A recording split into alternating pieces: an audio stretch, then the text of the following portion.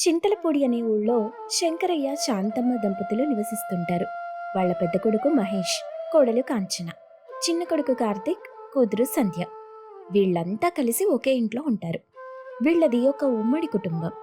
శాంతమ్మకేమో సాంప్రదాయ పద్ధతులు ఎక్కువ. వంట చాలా పాత పద్ధతిలో చేస్తేనే ఇష్టపడుతుంది. ఆధునిక పద్ధతులు ఉపయోగించి వంటలు చేస్తుందేమోనని కోడలితో పని చేయించడానికి అస్సలు ఇష్టపడదు. కోడలు కాంచన మాత్రం చదువుకున్న స్మార్ట్ అమ్మాయి. చాలా సమయస్ఫూర్తి కలిగిన తెలివైన కోడలు. ఇక అందరూ కలిసి ఒకే ఇంట్లో ఉండటం వల్ల పనితీరిక అస్సలు దొరకదు. ఒకరోజలా శాంతమ్మ వంటగదిలో పని చేసుకుంటుంది. హబ్బబ్బబ్బబ్బా! ఏం పని పాడు పని. ఎంత చేసినా ఆయాసం వస్తుంది గాని అయిపోవట్లేదు.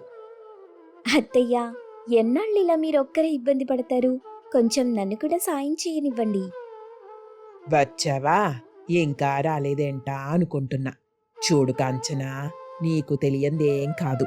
కొత్తగా చెప్పాల్సిన అవసరమూ లేదు. నీకు మిగిలిన ఇంటి పనులన్నీ అప్పగిస్తాను గాని ఈ వంటగది మాత్రం నీ చేతిలో పెట్టను. అలా అంటే ఎలా అత్తయ్యా? మన ఇంట్లో ఇంతమంది ఉన్నాం. 3 పూటలా ఇంతమందికి వంట సిద్ధం చేసేసరికి మీరు చాలా అలసిపోతున్నారు.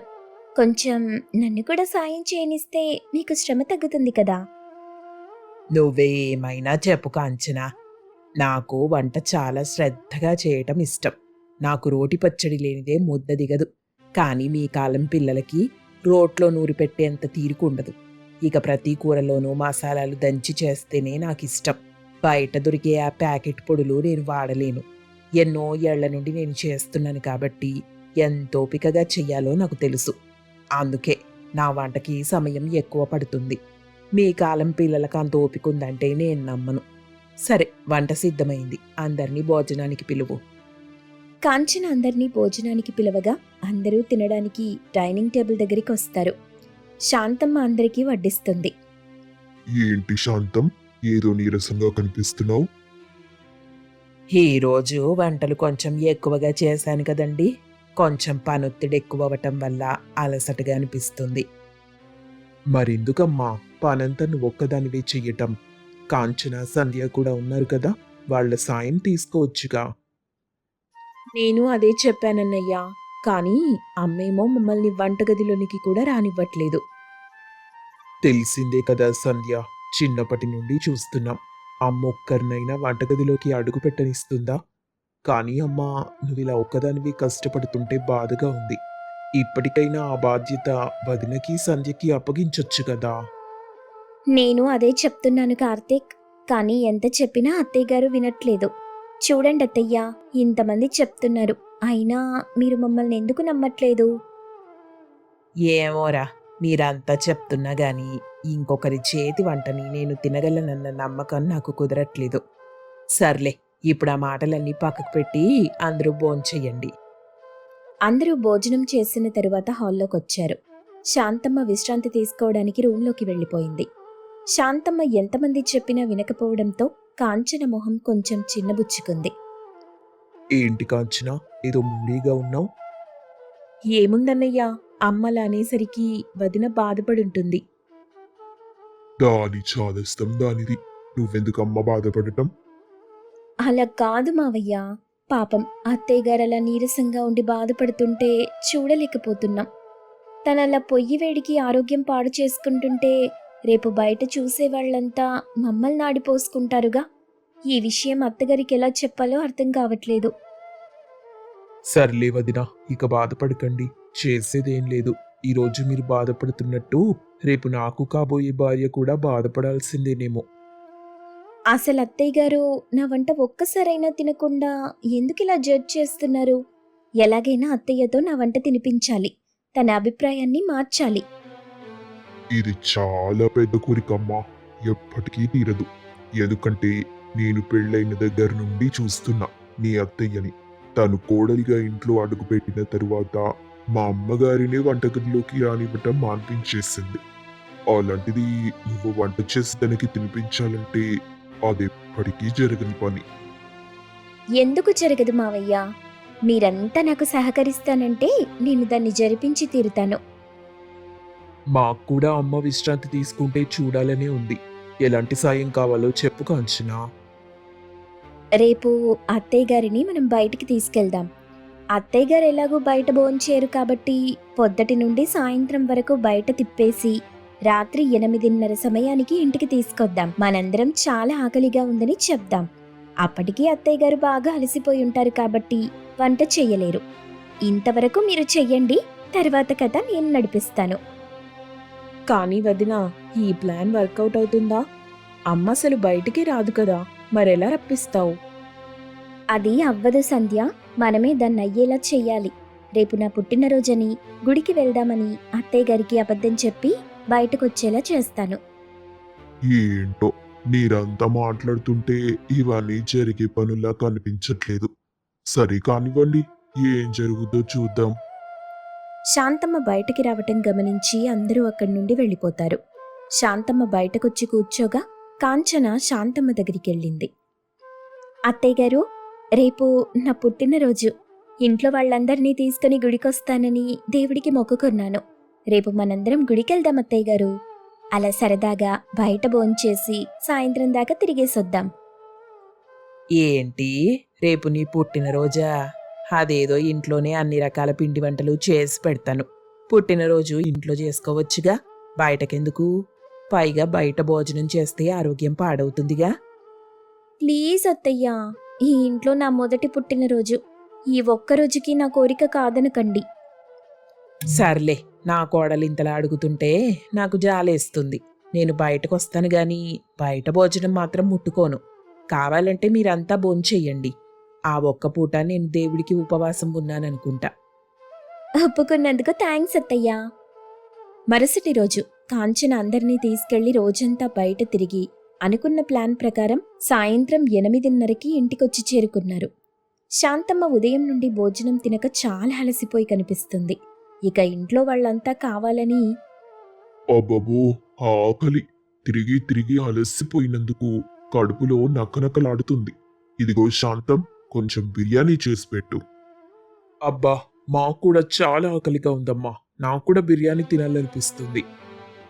అమ్మా, తొందరగా లే, వెళ్ళి వంట స్టార్ట్ చేయి, లేదంటే కళ్ళు తిరిగి ఇక్కడే పడిపోయేలా ఉన్నాం అందరం. ఏంటి, మీ అందరికీ పిచ్చి పిచ్చిగా ఉందా? నేను మాత్రం పొద్దటి నుండి మీతో తిరిగి అలసిపోలేదు. పైగా మీరేదో ఒకటి తింటూనే ఉన్నారు. నేనైతే పొద్దటి నుండి పస్తులే ఉన్నాను. అలాంటిది ఇప్పుడు బిర్యానీ చేసి పెట్టే ఓపిక నాకు లేదమ్మా. సరే అయితే బయట హోటల్ నుండి ఆర్డర్ పెడదాం నాన్నా. బయట ఫుడ్ ఎందుకు సంధ్య? ఇవాళ కాంచన బర్త్డే కాబట్టి కాంచన మనందరికీ ట్రీట్ ఇవ్వాలి.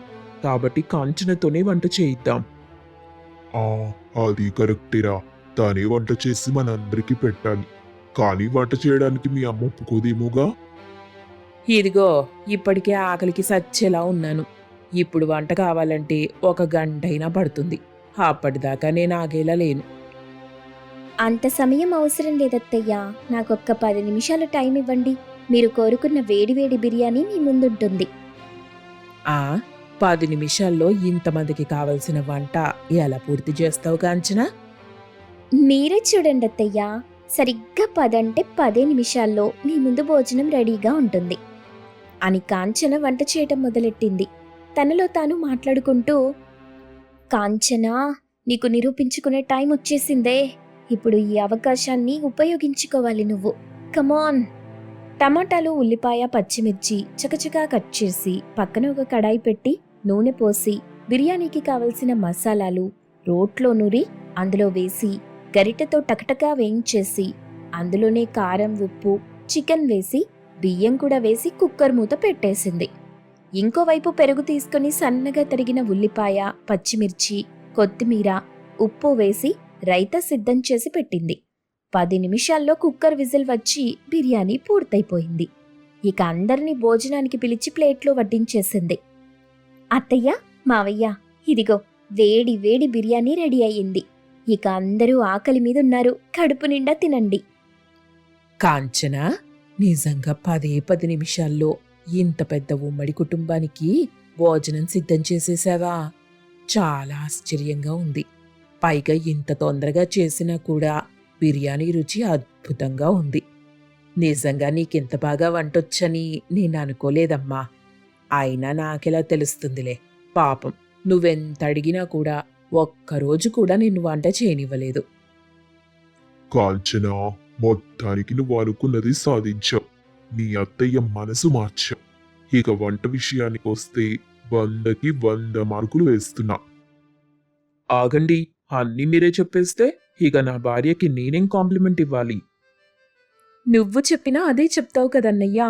ఇక దానికి చెప్పటమెందుకు? నేను చెప్తానాగు. వదినా, బిర్యానీ అద్దిరిపోయింది. ఈ బిర్యానీ తింటూ మరొక్కసారి పుట్టినరోజు శుభాకాంక్షలు కాంచనా. అత్తయ్య, నన్ను క్షమించండి. ఈరోజు అసలు నా పుట్టినరోజే కాదు. ఎలాగైనా మీకు వంట చేసి పెట్టాలని చిన్న నాటకమాడాం అందరం కలిసి. అమ్మ దొంగ విధవల్లారా, అందరూ కలిసి నన్ను పిచ్చిదాన్ని చేశారు కదా. సరే కాంచన, మనస్ఫూర్తిగా చెప్తున్నా, ఈ రోజు నుండి నేను వంటగదిలోకి అడుగే పెట్టను. మా అందరికీ వండి పెట్టే బాధ్యత పూర్తిగా నీదే. శాంతమ్మ అలా చెప్పగానే అందరూ నవ్వుతూ కాంచనని పొగుడుతారు. ఈ కథలోని నీతేంటంటే, మనం అనుకున్న పని సాధించాలంటే సరైన సమయానికి సరైన ఆలోచన చెయ్యాలి. హాయ్ ఫ్రెండ్స్, చూశారు కదా మా అత్తగారిని ఎలా మార్చేశానో? ఈ కథ మీకు నచ్చిందనుకుంటాను. నచ్చితే లైక్ చేయండి, షేర్ చేయండి, కామెంట్ చేయండి. వెంటనే మా ఛానల్ని సబ్స్క్రైబ్ చేయండి. మదనపల్లి అనే గ్రామంలో శంకరయ్య, శాంతమ్మ దంపతులు నివసిస్తూ ఉంటారు. వాళ్ల పెద్ద కొడుకు మహేష్, కోడలు కాంచన, చిన్న కొడుకు కార్తిక్. శాంతమ్మ మంచిదే గాని మాటకారి మనిషి. ఎదుటి వ్యక్తిని తొందరగా ఒక మాట నేస్తుంది. కాంచన శాంతమ్మ కంటే వంటలు బాగా చేస్తుంది. అందుకే ఇంట్లో వాళ్ళంతా తనని ఎప్పుడూ మెచ్చుకుంటూ ఉంటారు. దాని కారణంగా శాంతమ్మ కుళ్ళుతో ఎప్పుడూ కోడల్ని ఏదో ఒకటి అంటూనే ఉండేది. ఇక కోడలు కాంచన మాత్రం ఆలోచించి మాట్లాడే స్వభావం కలది. అత్తగారంటే చాలా మర్యాదతో కూడుకున్న భయం. ఒకరోజు అందరూ కూర్చుని భోంచేస్తుండగా, ఏ అమ్మా కోడలు పిల్ల, ఇవాళ ఏ కొత్త రకం వంట రుచి చూపించబోతున్నావు? జొన్న రొట్టెలు కోడికూర చేశాను మావయ్య గారు. జొన్న రొట్టెలు కోడికూర అంటే ఇవాళ ఒక పట్టు పట్టాల్సిందే. తొందరగా అందరికీ వడ్డించమ్మా. కాంచన అందరికీ వడ్డించగా, అబ్బా, అద్భుతంగా ఉందమ్మా. ఏమంటావురా మహేషు? అవునన్నా, నన్నడగాల. కాంచన ఏం చేసినా రుచిగానే వండుతుంది. అవునన్నయ్యా, మొన్న మా కాలేజీకి వదిన వండిన భోజనం తీసుకెళ్తే మా ఫ్రెండ్స్ అందరికీ చాలా నచ్చింది. మళ్ళీ మళ్ళీ కావాలని అడిగారు. వాళ్ళీసారి మన ఇంటికి భోజనానికి రావాలనుకుంటున్నారు వదినా. మీరెప్పుడు సరేనంటే అప్పుడు పిలుస్తాను. దానికి నా అనుమతి ఎందుకు కార్తీక్? రేపే వాళ్ళని మన ఇంటికి భోజనానికి పిలువు. మంచి బిర్యానీ వండి పెడదాం. ఏవీ అవసరం లేదు. బిర్యానీలు వండి పెట్టడానికి మనదేమైనా రాజకుటుంబం అనుకుంటున్నారా? ఇప్పుడు ఇంత ఖర్చు పెట్టాల్సిన అవసరం ఏం లేదు. ప్రతిరోజు వస్తారా ఏంటమ్మా? ఏదో వదిన చేతి వంట ఒకరోజు తినిపోదామని వస్తున్నారంతే. నువ్వు నోర్మొయ్. ఒకసారి వద్దని చెప్తే నీకు అర్థం కావట్లేదా? శాంతం, ఏదో పిల్లాడు ముచ్చట పెడుతున్నాడు. ఒకసారి పిలిచి భోజనం పెట్టి పంపిస్తే ఏమైనా అవుతుందా? మీరు ఊరుకుంటారా? మీ వల్లే వీళ్ళంతా ఇలా తయారయ్యారు. నేను వద్దన్నానంటే వద్దు, అంతే. అత్తగారు చెప్పింది కూడా న్యాయమే మావయ్య గారు. ఇప్పుడంత ఖర్చు అవసరం లేదు. మనం ఇంకొకసారి స్నేహితుల్ని ఆహ్వానిద్దాం కార్తీక్. కోడలు పిల్ల చెప్పింది కూడా నిజమే కార్తిక్. మీ అమ్మ మాట ఇప్పుడు వినకపోతే ఆమె అలిగి వారం రోజులు భోజనం చేయటమే మానేస్తుంది. ఇదంతా ఇప్పుడు మనకు అవసరమా? ఇంక చాలే, ఆపండి. అందరికీ నేనంటే వేళకోళమైపోయింది. ఎంతసేపటికి మీ ఆనందాలే గాని నా గురించి ఒక్కరు కూడా ఆలోచించరా? ఈరోజు మీరు సంతోషంగా తింటున్నారు గాని ఆమె చేస్తున్న కట్టెల పొయ్యి వంట వల్ల నా ఆరోగ్యం ఎంత పాడవుతుందో తెలుసా మీకు? పాడవటం ఏంటి శాంతం? మన ఆరోగ్యం బాగుండాలనే కదా మన కోడలు పిల్ల ఇంత కష్టపడి కట్టెల పొయ్యి మీద రుచికరమైన భోజనం తయారు చేస్తుంది. అంటే నేను అబద్ధం చెప్తున్నానా? ఎందుకు కోడలు ముందు నా పరువు తీస్తున్నారు? మీరే నన్ను అర్థం చేసుకోకుండా అవమానిస్తే ఇక నా పరువేముంటుంది? అది కాదు శాంతం.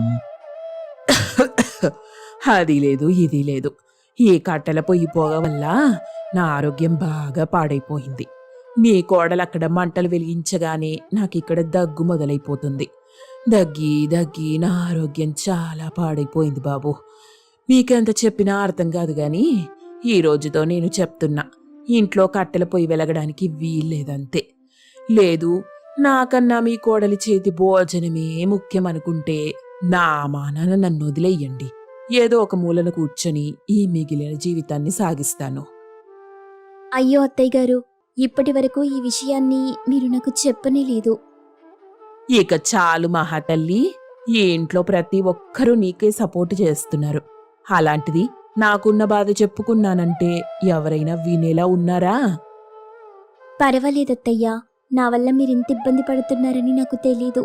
కానీ దీనికి పరిష్కారం ఏంటో మీరే చెప్పండి. చెప్పడానికి ఇంకా ఏం లేదు.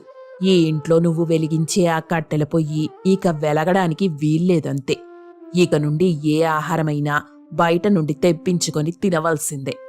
శాంతమ్మ కఠినమైన మాటలు విన్న తరువాత ఇంట్లో ఎవరూ మాట్లాడకుండా అక్కడి నుండి వెళ్ళిపోతారు. కాంచన, మహేష్ మాట్లాడుకుంటున్నారు. అమ్మ మాటలకు బాధపడకు కాంచనా. అయ్యో, అదేంటండి, అత్తయ్య గారు తన బాధ గురించి చెప్పారు. అలాంటప్పుడు మనం కూడా ఆలోచించకపోతే ఎలా? మరుసటి రోజు అందరూ భోజనం బయట తిన్న తరువాత, అయ్యో భగవంతుడా, నా ఆరోగ్యం పూర్తిగా పాడైపోయింది. ఇన్ని రోజులు బాగున్న ఈ ఆరోగ్యం ఇప్పుడే హఠాత్తుగా ఎందుకిలా అయ్యిందో. బయట భోజనం కదా అత్తయ్య గారు, కొంచెం ఫుడ్ పాయిజన్ అయ్యుంటుంది. ఇదంతా నీ వల్లే జరిగింది కాంచన. నువ్వు పెట్టే కట్టెల పొయ్యి వల్ల ఈ రోజు అందరం బయట భోజనం తినవలసి వచ్చింది. అందుకే పూర్తిగా నా ఆరోగ్యం చెడిపోయింది. అయితే రేపటి నుండి కాంచనని వంట చేయమంటావా అమ్మా? వద్దు బాబు, వద్దు. ఈ ఫుడ్ పాయిజన్ అవ్వడం కన్నా నీ పెళ్ళాం పెట్టే ఆ కట్టెల పొయ్యి వల్లే నా ఆరోగ్యం ఇంకా ఎక్కువ పాడైపోతుంది. ఈ జీవితానికి ఇంతే అనుకుంటాను. ఆ బయట ఆహారమే తింటాను. నా వల్ల మీరు ఇబ్బంది పడకూడదు అత్తయ్య గారు. ఈ ఇంట్లో ఎటువంటి కట్టెల పొయ్యి ఇంకా వెలిగించను. మీరు ప్రశాంతంగా రెస్ట్ తీసుకోండి. అందరూ అక్కడి నుండి వెళ్ళిపోయారు.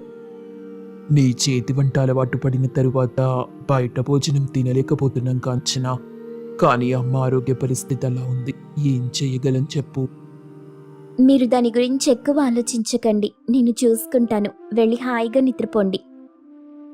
మరుసటి రోజు అరే కాంచనా, ఏం చేస్తున్నావు నువ్వు? ఇదంతా ఏంటి? మరేం లేదండి, ఇంట్లో కట్టెల పొయ్యి పెట్టడం వల్ల అత్తగారి ఆరోగ్యం పాడవుతుంది కదా, అందుకే ఇదంతా. వాళ్ళిద్దరి మాటలు విన్న శంకరయ్య, కార్తీక్ బయటకొచ్చారు. అక్కడ జరుగుతుంది చూసి ఆశ్చర్యపోయారు. ఏం జరుగుతుంది ఇక్కడ? అరే ఇదంతా కొత్తగా ఉందే. మీరు ఆ చెట్టుపై ఏం చేస్తున్నారు వదినా? మరేం లేదు కార్తీక్, అత్తయ్య గారికి ఈ కట్టెల పొయ్యి పొగ పడటం లేదు కదా, అందుకే ఇలా ఆలోచించాను. అదంతా సరేనమ్మా, ఆ చెట్టు పైన నువ్వేం చేస్తున్నావు? ఏం లేదు మావయ్య, అత్తయ్య గారికి కట్టెల పొయ్యి పొగ పడటం లేదు కదా, అందుకే ఈ చెట్టు పైన వంట చేయటం మొదలెట్టాను. కానీ చెట్టుపైన వంట చేయటం ఏంటి కాంచనా? అదెలా సాధ్యం? మనిషి అనుకుంటే ఆ చంద్రమండలాన్ని చేరుకుంటాడు. అలాంటిది చెట్టు పైన వంట చేయలేమా అండి? నువ్వు చెప్తుంది చంద్రమండలం వరకు మనిషి వెళ్ళటం సాధ్యమే అయినా కూడా చెట్టుపై వంట చేయటం ఇంతవరకు ఎక్కడా జరగలేదు కదమ్మా. మీరలాగే అనుకుంటూ ఉండండి మావయ్య. కానీ చూసారా, చూస్తుండగానే సగం వంట పూర్తయిపోయింది. ఇంకొంచెం సేపు ఆగితే మొత్తం వంట పూర్తయిపోతుంది. అప్పుడు మనం బయట ఆహారం తిని ఆరోగ్యం పాడు చేసుకోవాల్సిన అవసరం ఉండదు. కాంచన పూర్తి వంటలన్నీ చెట్టుపైనే వండేసింది. కొంచెం సేపటికి శాంతమ్మక్కడికొచ్చింది. ఏంటిది? ఇంట్లో ఎటువంటి వంట చేయడానికి వీల్లేదని చెప్పి నిన్నే కదా అన్నాను. మళ్ళీ ఇలాంటి గుమగుమల వాసన ఇక్కడి నుండొస్తుంది. అంటే నా మాట వినకుండా కాంచన వంట చేయటం మొదలెట్టిందన్నమాట. పూర్తిగా వంట చేయడం మానేపించడానికి ఇదే మంచి అవకాశం. ఈ ఇంట్లో నా మాట అన్నా, నా ఆరోగ్యం అన్నా ఎవ్వరికీ అర్థం కావట్లేదు కదా. ఎందుకలా మాట్లాడుతున్నావు శాంతం? ఇప్పుడు నీ మాట కాదని ఏం జరుగుతుంది ఇంట్లో? మరి నేను ఎంత చెప్పినా గాని మళ్ళీ కట్టెల పొయ్యి మీద వంట చేయటం మొదలెట్టేశారు. అలాంటిదేం జరగలేదు కదత్తయ్యా. ఇక చాలు, నీ నాటకాలు ఆపండి. వంటలు చేసిన గుమగుమల వాసన నా ముక్కుకి తగులుతుంది. అయినా కూడా నన్ను మోసం చెయ్యాలనుకుంటున్నారా? ఏంటి శాంతం, అయిన దానికి కాని దానికి ఇలా గొడవ చేస్తున్నావేంటి? ఇప్పుడేం జరిగింది? అనండి, ప్రతిదానికి నన్నే అనండి. కాని మీ కోడలు ఏం చేస్తుందో ఎవ్వరికీ కనిపించట్లేదుగా. నేనెంత చెప్పినా వినకుండా ఈ ఇంట్లో మళ్ళీ వంట మొదలెట్టేసింది. మీరు నన్ను అపార్థం చేసుకుంటున్నారు అత్తయ్య గారు. నేను మీ మాట కాదని చెప్పి ఈ ఇంట్లో ఎటువంటి వంట చేయలేదు. నువ్వు వంట చేయకుండానే ఇంత కమ్మని కూరల వాసన వస్తుందా? ఆ వాసనకి నాకే బాగా ఆకలేస్తుంది. కాని నువ్వు మాత్రం వంట చేయలేదని చెప్తున్నావు. నేను వంట చేసిన మాట నిజమేనత్తయ్యా, కానీ ఇంట్లో ఎటువంటి కట్టెల పొయ్యి అంటించలేదు. అదిగో మన పెరట్లో ఉన్న చెట్టు పైన చేస్తున్నానంతే.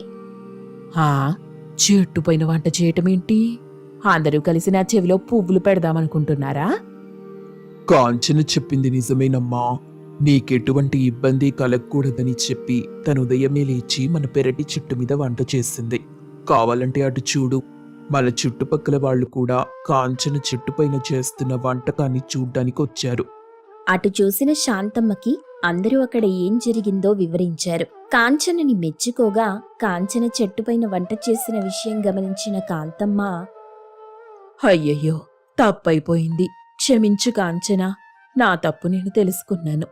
అందరూ నీ వంటలు పొగుడుతుంటే అసూయతో, నీ మీద ద్వేషంతో నా ఆరోగ్యం పాడైపోయిందని అబద్ధం చెప్పి నీతో వంట చేయించకుండా ఉండడానికి ప్రయత్నించాను.